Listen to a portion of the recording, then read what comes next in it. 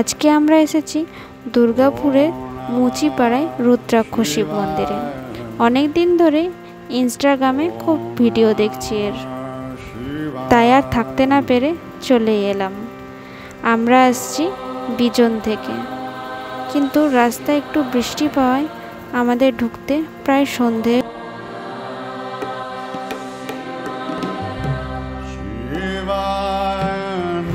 মন্দিরের বাইরেটা এত সুন্দর করেছে, ভেতরে তো প্রতিমার মুখমণ্ডল তো আরো মিষ্টি, দেখেই মন জুড়িয়ে যাচ্ছিল।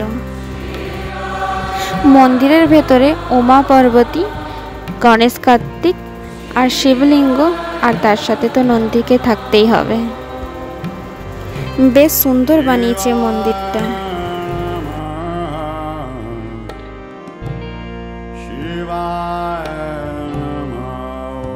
মন্দিরের গায়ে সময়সূচি দিয়ে দিয়েছে সকাল 8টা থেকে 11টা পর্যন্ত, আর সন্ধ্যে 6টা থেকে 8টা অবধি আরতি। আর আমরা পৌঁছানোর ঠিক কিছুক্ষণের মধ্যে আরতি শুরু হয়, আর আরতি তো দেখতে কার না ভালো লাগে।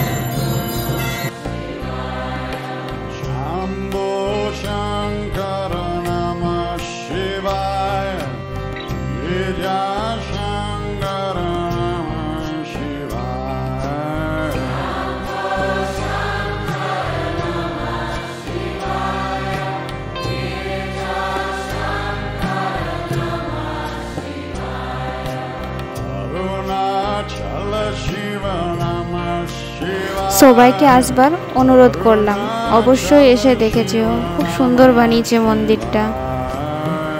লোকেশনটা আমি ডেসক্রিপশন বক্সে শেয়ার করব, সবাই সেই লোকেশন ধরেও আসতে পারো। তবে বিকাল দিকে এলে ভালো, সন্ধ্যাবেলায় সন্ধ্যা আরতিটা দেখে যেতে পারবে।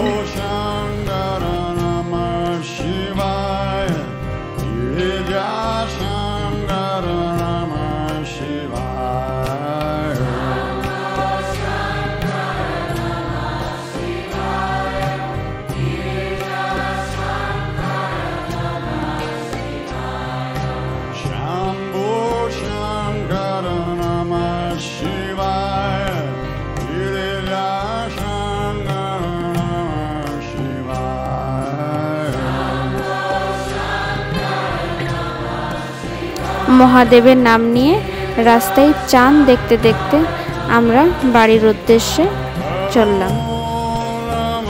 ওয়েদারটাও বেশ ভালো ছিল, একটু বৃষ্টি হয়েছিল, কিন্তু বৃষ্টি হওয়ার পর যখন ঠান্ডা ঠান্ডা হাওয়া দিচ্ছিল, সেই ঠান্ডা হাওয়া খেতে খেতে বাড়িতে যেতে বেশ ভালোই লাগছিল। আমি বিজন থেকে এসেছিলাম বাইকে করে। তোমরা যদি বাসে করে আসতে চাও তাহলে বাসে এসে মুচিপাড়া বাস স্ট্যান্ডে নেমে অটো বা টোটো ধরে যদি বলো রুদ্রাক্ষ শিব মন্দির যাব, তাহলে ওরা তোমাদেরকে নিয়ে চলে যাবে। ভিডিওটা হেল্পফুল হলে লাইক করো আর সাবস্ক্রাইব করতে একদম ভুলো না। Thank you.